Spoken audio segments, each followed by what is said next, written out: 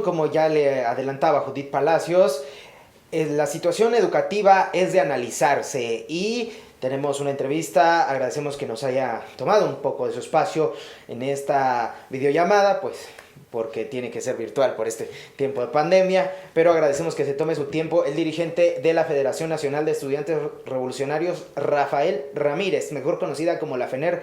Muy buenos días, Isaías Chanona. Hola Jesús, buenos días. Agradezco mucho el espacio que nos brinda tu programa y saludo a tu audiencia. Gracias, buenos días por la invitación. Muchas gracias. Iniciamos preguntándote cómo se encuentra la situación para los estudiantes tras prácticamente un año de pandemia, un año que cerraron las escuelas.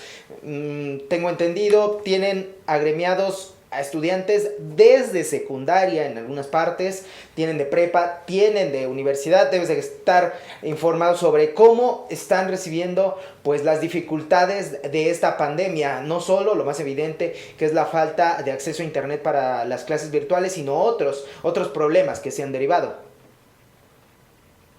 Sí, en efecto, Jesús, como bien lo mencionas, tenemos estudiantes desde secundaria, bachillerato, de nivel superior, adheridos a nuestra federación y bueno, somos alrededor de 80,000 estudiantes y sí podemos dar este, pues muchas muestras, podemos dar evidencias de que la educación en nuestro país está cada vez peor.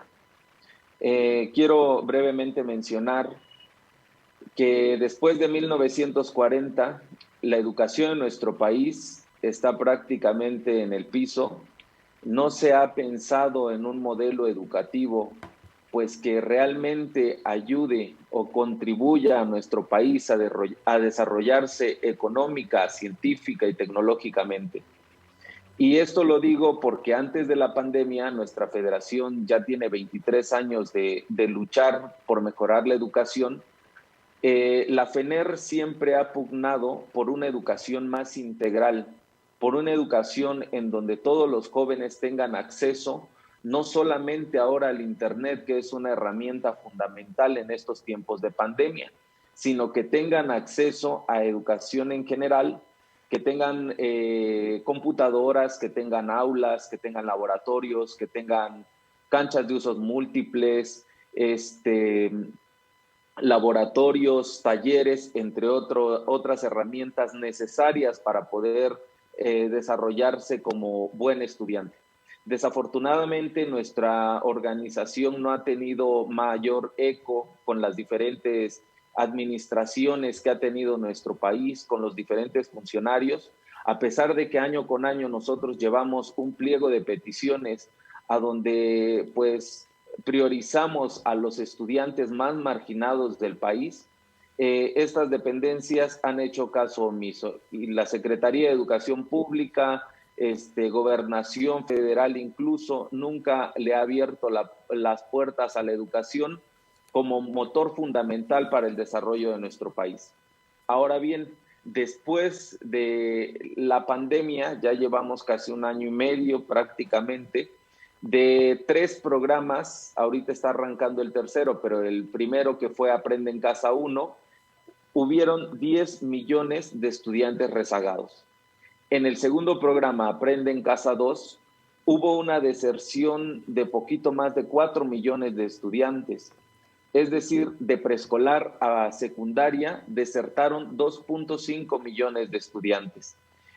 Jóvenes que tenían que transitar de secundaria a preparatoria, 800,000 de ellos ya no pudieron hacerlo. Y más de 350,000 jóvenes a nivel universidad tuvieron que abandonar la licenciatura precisamente por la falta de herramientas y de dinero para poder pagar esta herramienta básica que ahora pues se ha vuelto indispensable, el Internet, y muchos de ellos desertan pues porque no tienen dispositivos para poder tomar las clases en línea. Esta es la situación que guarda nuestro país y nosotros como federación estamos muy preocupados.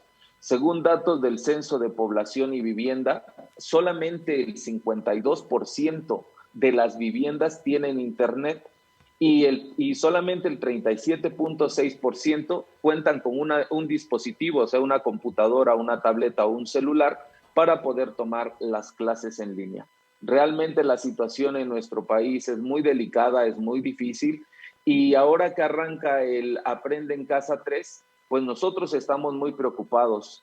Hemos intentado buscar alguna cita con Esteban Moctezuma Barragán, que es el secretario de la Secretaría de Educación Pública Federal, y ahora que se supone que la licenciada Delfina Gómez es ahora la nueva titular de esta dependencia, nosotros también hemos intentado ya buscar algún acercamiento con ella para plantearle cuáles son las inquietudes y cuáles son las necesidades de nuestra federación y de nuestro país a nivel nacional. Desafortunadamente, sin éxito, hemos asistido y estamos en espera. Hemos hecho algunas actividades a nivel nacional para hacernos escuchar. Sin embargo, pues pareciera que al gobierno de la 4T no le interesa la educación en lo más mínimo.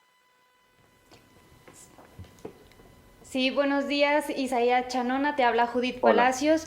Bueno, ya comentabas algunos puntos importantes que está sufriendo el país en esta situación educativa, ¿no? Tú como dirigente nacional, ¿cuáles han detectado otras particularidades para que llevan a todos los estudiantes, ya sea de primaria, de secundaria, de preparatoria y de universidad, a abandonar sus estudios? Sí, Judith, gracias. Yo creo que esa es una pregunta muy importante, puesto que el problema de la pandemia y de los estudiantes no es un tema aislado. Tiene que ver precisamente con el ingreso a las familias, el ingreso económico en las familias. Recordemos que muchos hogares, muchos padres de familia, madres de familia, han perdido sus empleos en esta pandemia. Y desafortunadamente el gobierno federal no ha tomado medidas que vengan a resolver o a paliar por lo menos un poco la situación tan precaria que tienen las familias mexicanas. Es decir, para salud no hay ni para hacerse las pruebas. Recordemos que una prueba en lugares muy baratos, una prueba COVID, está alrededor de 1,000 pesos, 1,500, 3,000, 5,000, 6,000, hasta 7,000 pesos una prueba. Ahora, para curarse, ese es otro problema. Sabemos que últimamente los hospitales están saturados, hay que comprar el oxígeno, y esto es una agravante a lo que está ocurriendo a nivel nacional.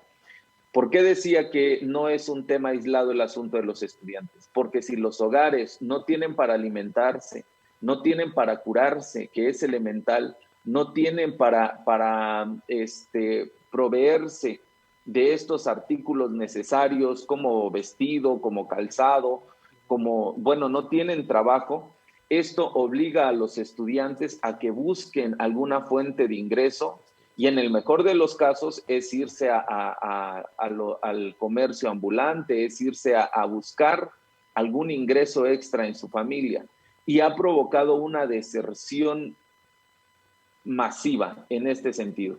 Y por otro lado, también está el hecho de que las familias pues no tienen para pagar internet, no tienen para comprar un dispositivo, no tienen para conectarse a estas plataformas, y por lo tanto viene creando un rezago educativo a nivel nacional y la deserción de muchos estudiantes a nivel nacional. Esta es la situación que predomina a nivel nacional, solamente por mencionar algunos factores fundamentales que han venido a hacer que los jóvenes pues dejen la licenciatura en el nivel superior y que los padres de familia retiren a sus niños de la educación básica, que es preescolar, primaria y secundaria. Pero este gobierno, perdón que te interrumpa, pero este gobierno está señalando que hay apoyo vía Jóvenes Construyendo el Futuro. Estos jóvenes que ni trabajaban ni estudiaban también han entregado becas. Hay una serie de programas que está difundiendo el programa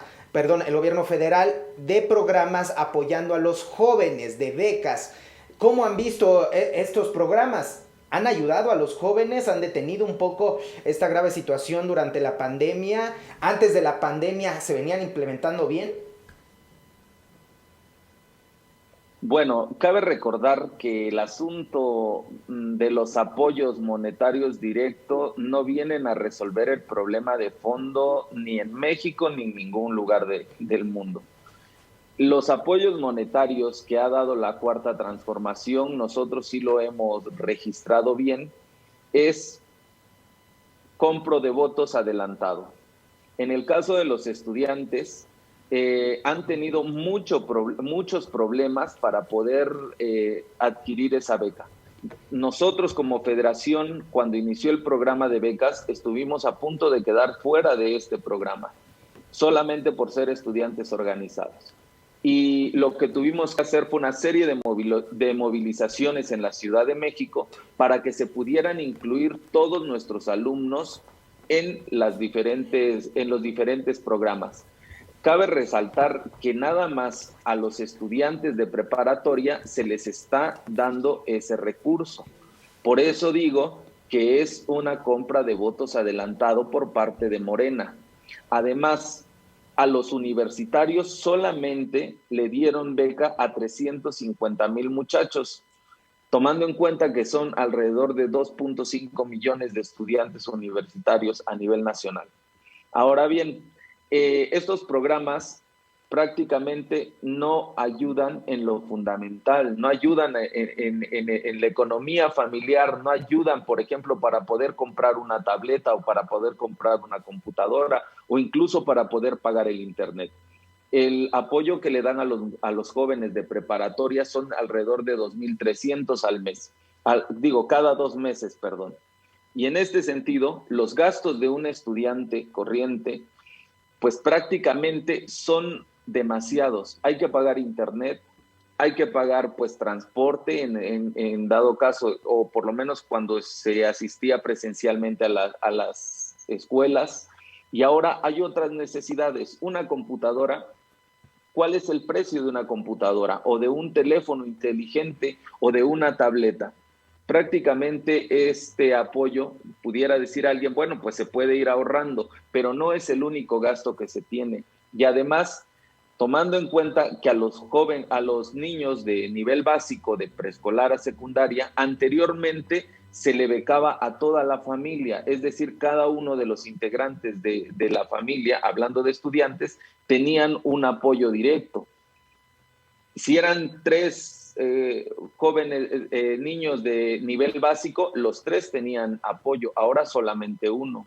Y en el caso de los bachilleratos, a los jóvenes de prepa se supone que es una beca universal, pero prácticamente ha tenido muchos desvíos. Ahora, en el asunto de los jóvenes construyendo el futuro, que fue para los ninis, pues todo el mundo se enteró, nos enteramos y sabemos que prácticamente fue un fraude. En cómo se manejó este programa, muchos jóvenes pues recibían el recurso sin estar haciendo alguna actividad. Es decir, que cualquier empresa o pequeña empresa se podía registrar en los programas y le daba cobijo a 10 muchachos y esos 10 muchachos pues podían estar no en el establecimiento y recibían una beca. Todo mundo se enteró también de que prácticamente este programa fue un programa fallido y donde desafortunadamente el gobierno federal le ha invertido mucho recurso para poder sacar avante este tipo de programas. Y solamente por hablar de casos particulares de los jóvenes, pero si necesitamos una construcción de un laboratorio, por ejemplo, no hay recursos y los estudiantes tampoco juntan ese dinero que les dan como beca para poder construir un aula o para poder construir un laboratorio o construir lo que se necesite en las instituciones. Entonces, estos programas prácticamente no resuelven el problema educativo, no ayudan a que el internet sea masivo, no ayudan incluso a que todos tengan una computadora una tableta para poder conectarse a las clases virtuales. Entonces nosotros como federación no despreciamos, por supuesto, los apoyos, no decimos que esté mal, solamente decimos que estos programas no resuelven el problema y menos en estos tiempos de pandemia. Efectivamente, como bien lo señalas, esta situación pues ha derivado en actos de corrupción que aquí ya le hemos expuesto en Canal 6 TV, le hemos compartido diversas noticias, pero pues finalmente esto va a tener repercusiones, ¿o no, Judith? Sí, así es, las repercusiones que traerá consigo que los estudiantes ya no asistan a un aula, que un maestro esté con ellos y les aporte conocimiento. Esto claro que va a traer complicaciones tanto a los estudiantes como al país en general, porque un país sin jóvenes que tengan un conocimiento, un grado de estudio, pues ya ni alto, que tengan la preparatoria, la universidad, que tengan como mínimo la universidad, pues es algo alarmante, ¿no? Y es algo que el gobierno de AMLO o de esta 4T, ya lo mencionábamos, lo tiene en el olvido. ¿Cómo es posible que alumnos en esta pandemia no tengan internet para continuar con sus estudios? Es algo, una situación muy alarmante y que a todos nos debería de preocupar, y en particular al gobierno federal, dotar a todos esos estudiantes de lo necesario para continuar pues estudiando y continuar con sus sueños, que es tener en algún punto una carrera o seguir preparándose, ¿no? Efectivamente, pues Isaías Chanona, nos hemos quedado con un buen análisis de tu parte, pero algo que desees agregar. Pues nada más dar un dato, un último dato, pues tomando en cuenta la aportación que hace Judith.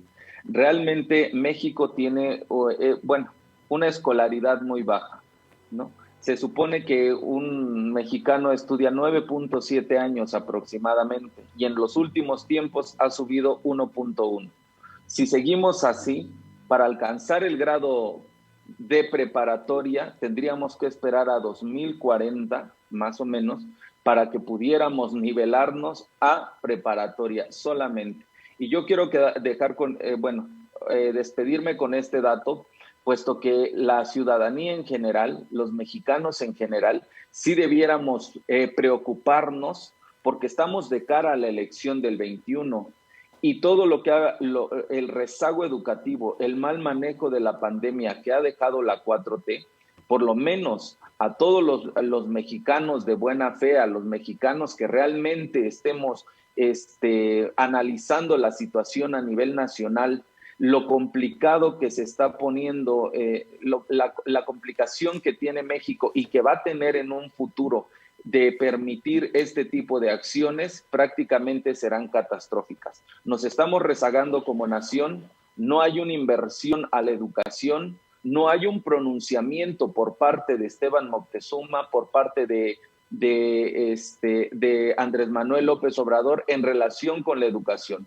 Los programas sí son programas, nada más, pero un programa integral que venga a resolver el problema de fondo, que contribuya en estos momentos de pandemia, prácticamente nosotros no lo vemos. No hay una luz al final del túnel, no hay un pronunciamiento serio, no hay medidas serias para que la educación pueda tener un mejor puerto. Los estudiantes estamos muy, muy, muy preocupados. Invitamos a los jóvenes pues a que por medio de las redes sociales, a la ciudadanía en general, a que se manifieste por las redes sociales.